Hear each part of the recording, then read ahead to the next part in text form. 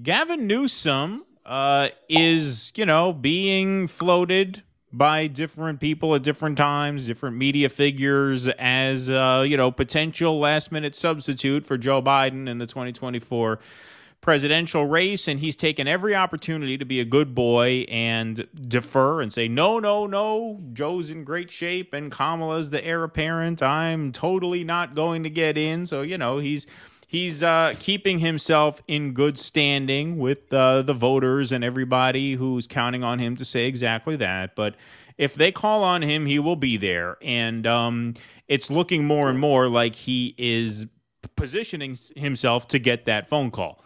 And here is more evidence of that. Newsom vetoes progressives' bills on transgender children and self-driving trucks. There are actually 3 bills that he vetoed this week. And there could be dozens more coming down the pike here since his vetoes are due over the next few weeks. So this is from Politico. Governor Gavin Newsom issued a trio of vetoes late Friday evening that are sure to anger his progressive allies, including an unexpected rejection of a bill requiring judges to consider children's gender identities in custody disputes. On the losing end of the Democratic governor's actions are 3 mainstays of liberal support: LGBTQ rights groups, labor unions, and immigration advocates. Newsom has long touted a progressive record while also acting as a moderating counterweight on to an overwhelmingly Democratic legislature. So I'm going to read very briefly summaries of each of these 3 bills that he vetoed, and then we'll take them one by one when we talk about them.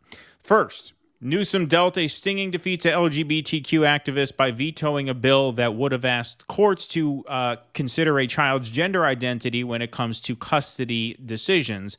The legislation, Assembly Bill 957, was authored by Lori Wilson, who is herself the parent of a transgender child.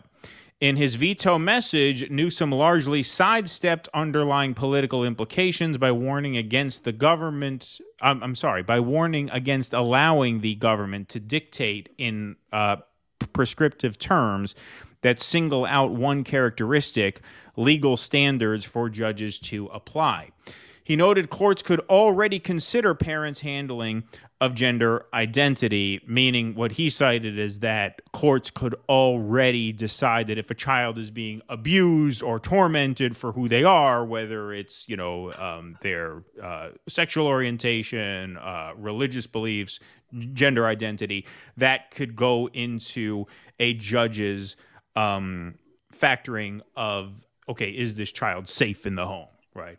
But that bill wanted to take it a step further and make explicit considerations for the gender question. So that was the first one that he vetoed.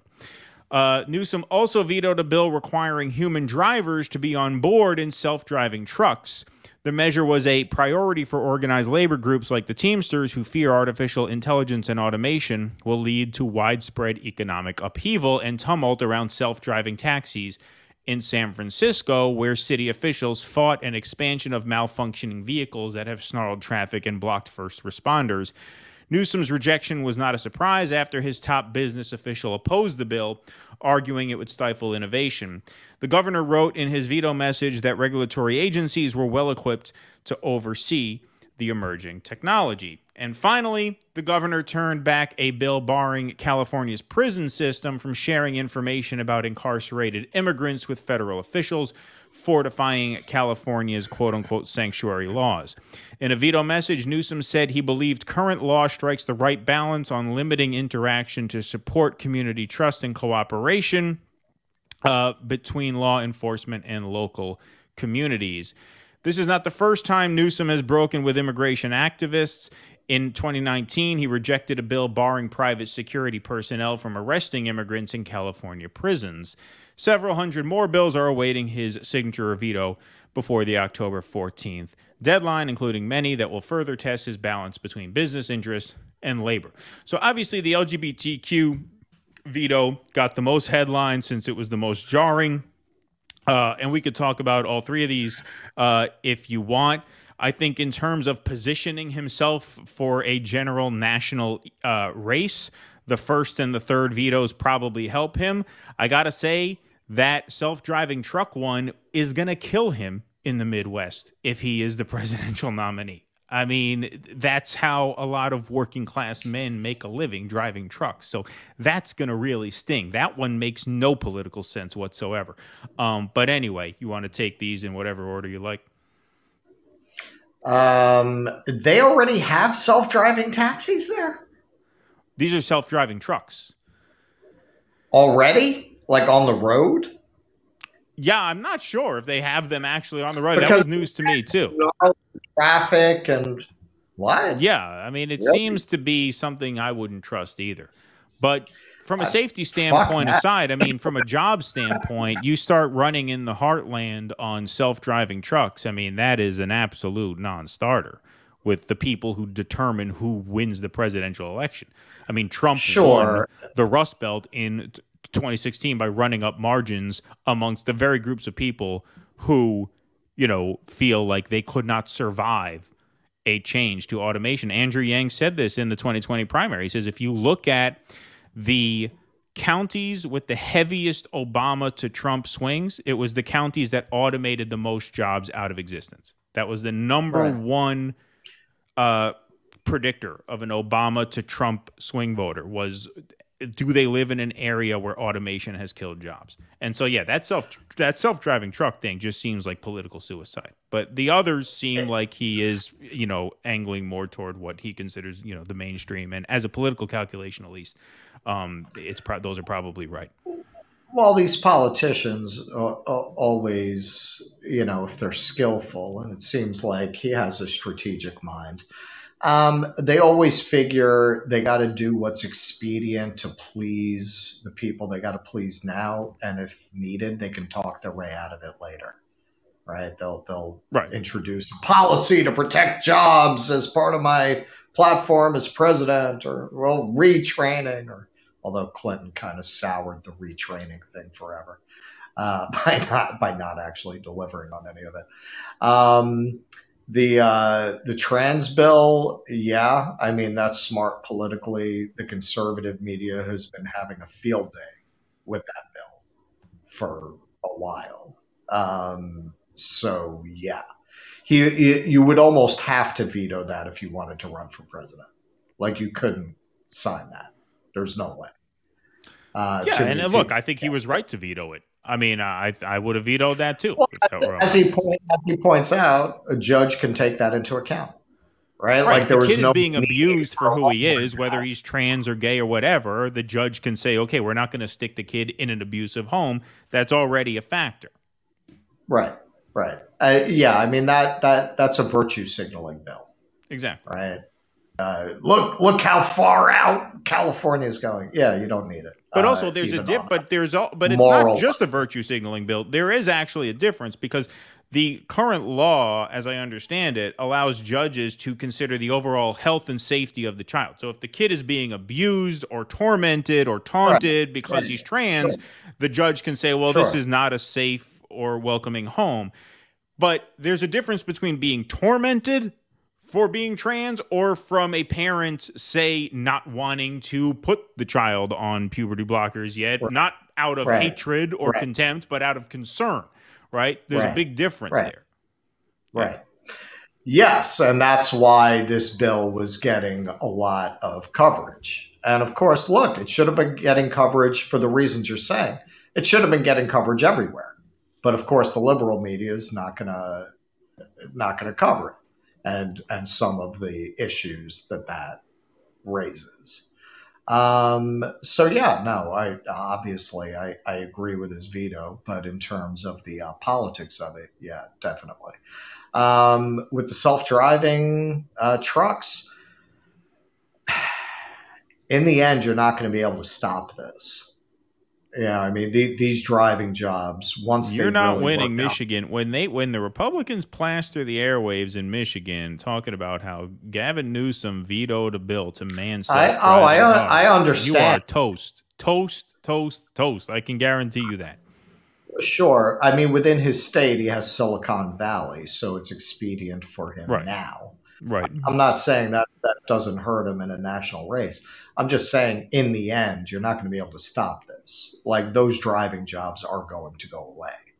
Once the technology is perfected, and I'm pretty confident that they will work out the kinks eventually, all those driving jobs are going away. I mean, look, there's a broader question of all the jobs that are going away. We've talked about this. Society's really not prepared for it between AI and that kind of automation. Um, how many jobs are going to be left? Like the basic premises of capitalism are not going to work for very much longer. Like there's just not going to be any jobs. So you're going to have to go to a UBI. Like it's just not even for the middle class. Like we're seeing how many jobs AI can do, right? Like Right. what's going to be left? Only like uniquely human things that require a uniquely human skill set are going to be left to do. Everything else is going to be automated. You're going to have to completely change the premises of economics, Right, like because even the white labor. collar professionals who survived the transition to AI, their labor is devalued by AI. So even the ones who don't lose their job entirely are going to be worth less in a market because they're more replaceable by AI. Right, So that's going to drive wages down. right. It already So is. I'm saying, That's I why the mean, the median income has politics, fallen, right? right? The politics aside, in the end, nobody's going to be able to stop this. It's going to happen. If you're a truck driver, you're going to lose your job. If you're a taxi driver, you're going to lose your job. If you're a Uber, DoorDash, whatever, man, all those things are going to go away. Not It's going to tomorrow, take but some they're time. gonna they're No, going to go it'll away. take a long time. Well after It'll 2024, take which is why it's politically sure suicidal in the short term. for now. I'm just saying, in the long term, it's going to happen, and they're not going to create a law that's going to stop that from happening because in the end, other people are going to do it, right? Like so we're going to have to do it. And what was the other thing he vetoed? The other thing was the immigrant bill. Again, I mean, he's positioning himself for a national run. And particularly, the public mood is definitely souring on immigration right Well, he now. knows that the sanctuary city, sanctuary state line is going to be used against him, and he knows that that Yeah. carries a lot of potency. Well, they're talking in New York, they're talking about getting rid of the sanctuary laws. At first, Hochul was against it. From what I understand, she's coming around because it obligates them to find housing for all comers. So, where does that end? Exactly. And so, those are a trio. Like I said, there could be more vetoes coming down the pike. But I mean, it's certainly looking like all signs are pointing to they're going to try and stick him in now. Like at this point, I think it's a 50-50 You think chance so? at least. That's what it's looking like. That's what it's I looking mean, you like to me. might look. You might be right. You put Joe Biden out on the campaign trail. That's not going to be fucking pretty, and it's not a pandemic. They can't hide him in the basement. And And now he's with the less Hunter thing, they have an out. Like before, they didn't really have an out. They have an out now. The Hunter thing is a good out for them. He can martyr himself for his son, as that op-ed said. And that op-ed that I put up on the screen very briefly there made very much a similar case that I knew they were going to start making, which is, look, we can't have this Hunter thing be a distraction in the campaign. He's old. He did his job. He beat Trump, blah, blah, blah. You'll placate the libs that way. Kamala can't run either because it's a conflict of interest because she served in his administration. So no, she can't run. If she tries, we'll try. We'll put all the money behind Newsom anyway. It looks that way. Newsom is going to be at the Republican debate, I think, giving a counter speech or something like that, and then he's debating Ron DeSantis in November. Yeah. So they're deploying him in some very nationally prominent roles, and now these vetoes, now he's clearly like these vetoes are definitely him angling for a national run. If not this time, right. next time. Next time. But it looks like something's up. It really does. Because it's just so difficult to imagine Joe Biden getting through 14 more months, much less, another 5 years on the job. Right? I mean, he's going to go and campaign. Because don't forget, the election's not this November. It's next November. It's 14 months. You know, he's going to be in even worse shape by this time next year. How is he going to do it? His polling against Trump is collapsing now. Against Trump, the guy's good. The guy has 5 opportunities to land himself in jail between now and the election, and you just had to poll Trump up 9. Call that an outlier if you want. Trump is running even. Trump is now leading in the national average of polls. And so, yeah, I mean, I think they're getting ready to put him in. I really do. It looks like that to me. And you know, I was not on that page. Because people have been speculating about this forever, and I was always, nope, Biden's the incumbent. They're going to ride or die with him. That's it. That's the way it goes. I really don't think so anymore. You know, Trump is so unpopular. I mean, yeah, I mean, maybe Newsom can beat him. You know, I've been skeptical of that because there are so many negatives that come with being the governor of California. Like there are so many things to beat him up with. But then again, I mean, nobody really likes Trump. They just like him better than Joe Biden. And California, for all its problems, it's still executive experience presiding over what, the 5th largest economy in the world or whatever it is. You know, I mean, it's still something. It is, but they can have a field day with LA and San Francisco. Oh, sure they can, and they will, But you know, every candidate has vulnerabilities that they can hit them with, and I mean, those are significant. There's no doubt. Look, he's got a lot of significant vulnerabilities. I mean, San Francisco is like a failed state at this point. Yeah, well, San Francisco, sure, of course, but you know, so are many cities. You know, I mean, the sort of urban plight is a theme all around the country. So I don't know how uniquely vulnerable that makes him on that issue. And look, bottom line is whether you think he's a good candidate or not, the only 2 candidates they could run instead of him are Joe Biden and Kamala Harris. And Harris is a total non-starter.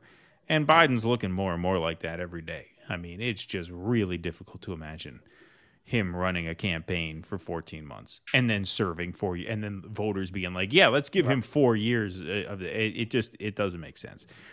It really, I don't buy it anymore. I'll admit, I was, I can't say I was wrong on that because I don't know that I'm wrong yet, but I've definitely changed my mind on that. We can say. You thought they were going to Joe Bacala him, and now I thought they were just going to run him because, you know, whatever. I mean, look, he's the incumbent. To switch out an incumbent is a drastic move. You're almost admitting defeat in doing that. So you don't do it unless the situation is so desperate that you feel you have no choice whatsoever but to do it. But I'm sorry, man. So far, this new WAPO poll where he's down 10 against Trump is this outlier. You get a few more polls like that over the next couple of months, he's out. He's gone. Yeah, you could be right. You could be right. It is such a drastic move. It might have just taken like a few doses of reality to wake them up. But yeah, I mean, there's definitely a palpable shift in the conversation. Yes, like it was. There is like they might be coming around to this is fucking absurd to run this thing. Like and this the thing is, sorry, they have an out. The Hunter thing gives them an out. It gives them a plausible exit. Saying, well, he sucks, that's not really an out because then you're admitting defeat. You're admitting that your party doesn't deserve a second term, right? His son is under indictment, and his run is going to be a distraction when we want to be able to draw a contrast between our party and the Republicans, whose likely nominee is also under indictment. Like, that's a whole bullshit narrative they can spin. They can make something out of that. How convincing it'll be to most people is up in the air, but they have something they could go with there, right? And so, to me, they have to use that excuse if they want a chance at winning. Please clap.